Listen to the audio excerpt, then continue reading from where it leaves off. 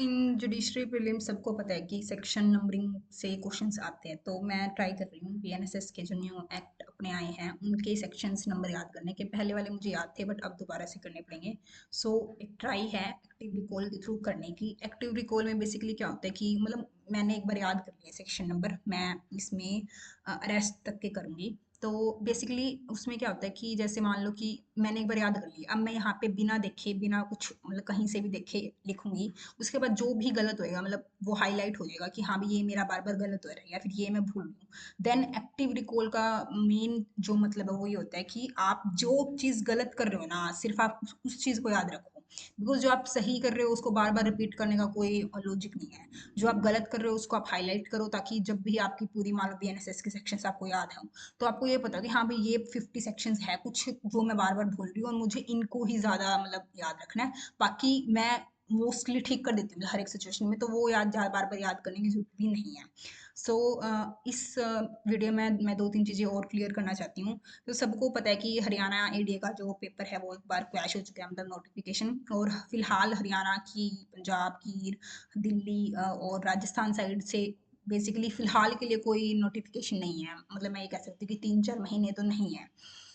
तो बेसिकली क्या करें, हर एक के मन में मतलब यही है कि इस वक्त क्या करना चाहिए, क्योंकि हम सबका माइंड उसी तरीके से वर्क करता है। मेरा खुद का कि जब कोई पेपर होता है तो हम पढ़ते हैं, नहीं होता तो हम नहीं पढ़ते हैं। तो मेरा बेसिकली इस चैनल को मतलब ये वीडियो डालने का या फिर आगे जो भी मैं वीडियो डालूंगी वो पर्पज़ यही है कि मैं मेरी प्रिपरेशन जो है वो ऑन ट्रैक रख सकूँ। मतलब मेरे को ये होता है कि अगर मैं किसी के प्रति मतलब थोड़ा बहुत भी अकाउंटेबल हूँ, मतलब 2-3 लोग भी अगर मतलब देख रहे हैं बाई चांस, तो मतलब मेरे को थोड़ा सा ही हो जाता है कि हाँ भाई वो देख रहे हो क्या सोचेंगे। मतलब मेरा है थोड़ा सा इस तरीके से मेरा माइंड वर्क करता है।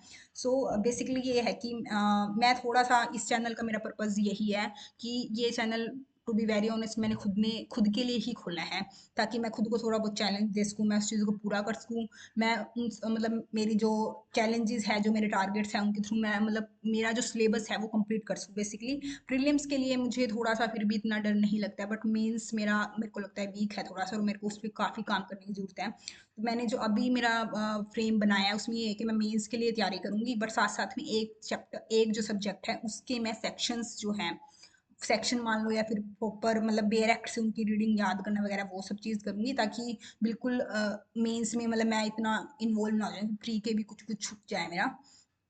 तो बेसिकली इस चैनल का पर्पज़ मेरा टीचिंग है। मतलब थोड़ा बहुत बीच में मुझे लगे कुछ कंसेप्ट मुझे बताना है तो वो बताऊंगी।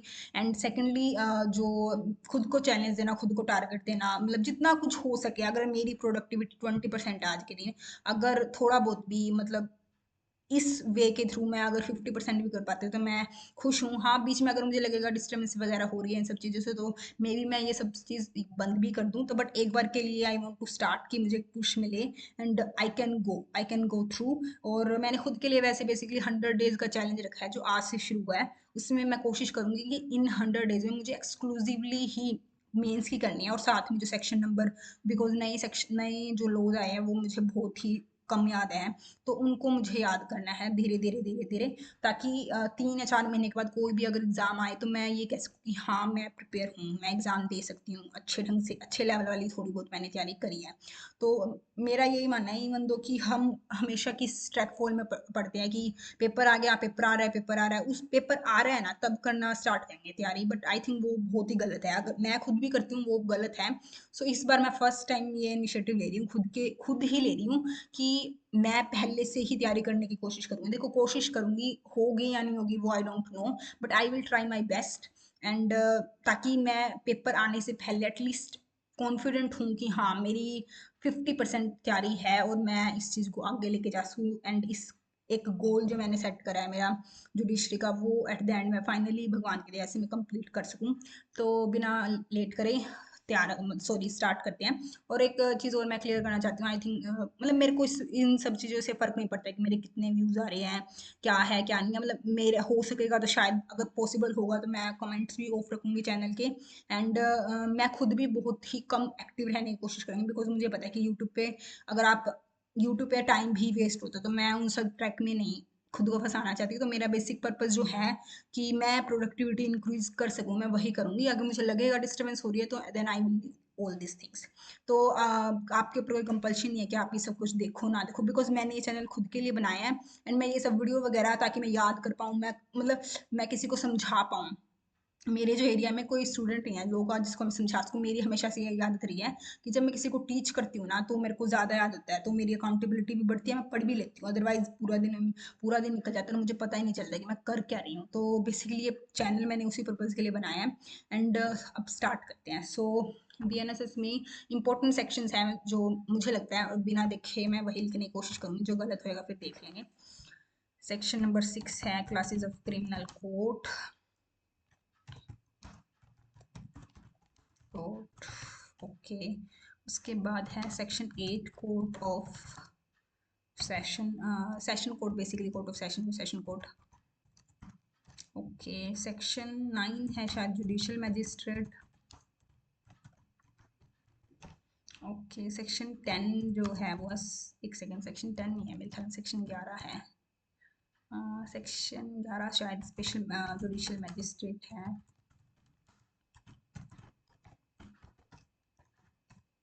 Special judicial magistrate. उसके बाद जो है वो 14 आई थिंक एग्जीक्यूटिव मैजिस्ट्रेट।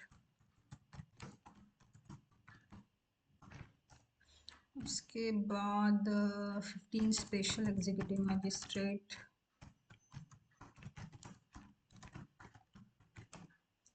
और 15 के बाद था 18 जो है पब्लिक प्रोसिक्यूटर। पब्लिक प्रोसिक्यूटर 19 में है assistant public prosecutor.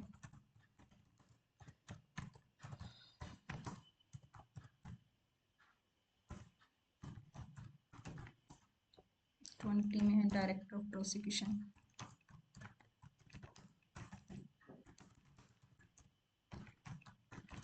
So basically मैं ये बिना देखे लिख रही हूँ, हो सकता है कि मेरा गलत हो, जो गलत होगा वो मैं हाईलाइट करूंगी ताकि मेरे आगे से गलत ना हो। एंड सेकेंडली किसी को ये लगेगा कि शायद मैं सारे ही सेक्शन याद कर रही हूँ, सारे नहीं है, इम्पोर्टेंट कह सकती हूँ मैं, मेरी नज़र में जो मुझे इंपॉर्टेंट लगता है, क्योंकि जितना भी मैंने खुद ने प्रीलिम्स में जो क्वेश्चन आ रहे हैं वो उनका एनालाइज किया है, तो मैंने यही देखा कि मतलब आपको करना पड़ेगा, सेक्शन नंबर लगभग आपको याद करने पड़ेंगे। बिल्कुल इंपॉर्टेंट पे अगर आप जाओगे कि बिल्कुल ही 50 तक मैं एक दो सेक्शन याद करूँ, तो मुझे लगता है वो थोड़ा सा नेगेटिव हो जाएगा, और मैं नहीं चाहती कि कहीं पे भी कुछ भी मार्क्स कटने की कोई गुंजाइश रहे।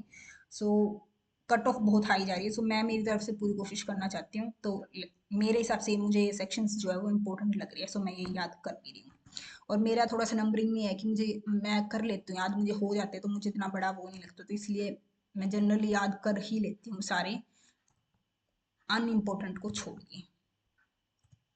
Okay offenses offenses which can be triable by court।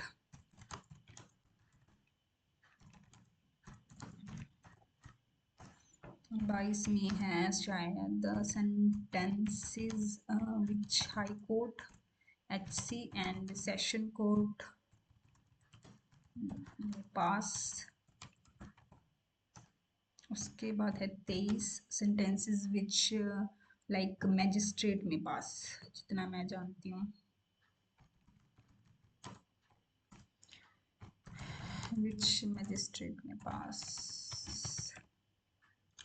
उसके बाद 24 है imprisonment in default of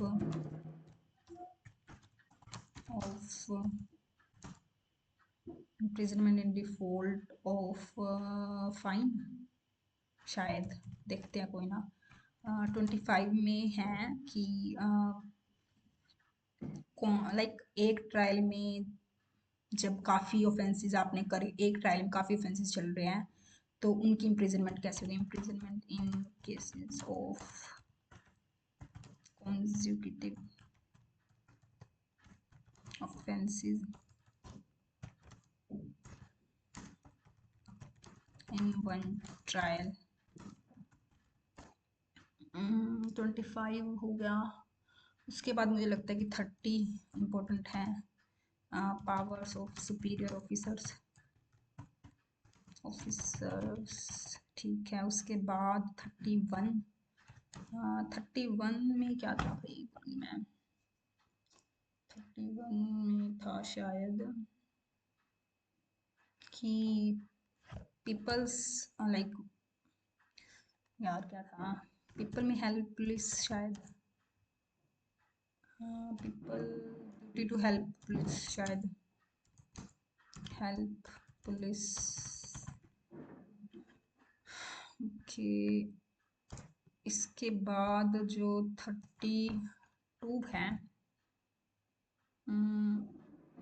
तो people duty to help persons other than police. 33 में था कि 33 मेरे को याद नहीं आ रहा भाई, 33 क्या था, ड्यूटी ऑफ, मुझे 33 एग्जैक्टली याद नहीं आ रहा, 34 था शायद, विलेज ऑफिसर्स की ड्यूटी। ओके, 35 जो है वो पुलिस में अरेस्ट विदाउट वारंट। ओके, 36 में था प्रोसीजर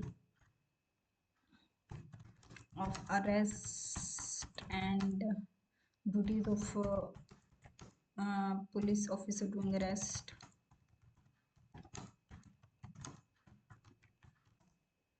ओके, 37 में था डेजिग्नेटेड पुलिस ऑफिसर। ठीक है, 38 में क्या था भाई, right of arrested person to meet advocate of his choice, during interrogation.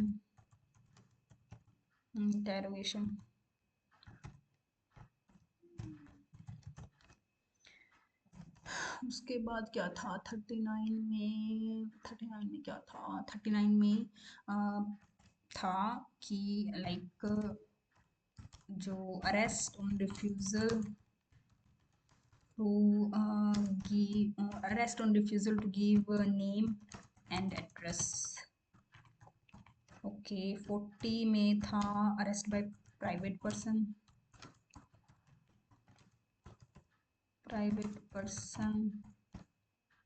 41 में था अरेस्ट बाय मैजिस्ट्रेट। 42 में था आर्म्ड फोर्सेस वाला arrest of arrest by arm forces शायद, फोर्सेस। ओके, 43 में था, 43 में क्या था, अरेस्ट हाउ मेड। 44 में क्या था, search of place entered by arrested person.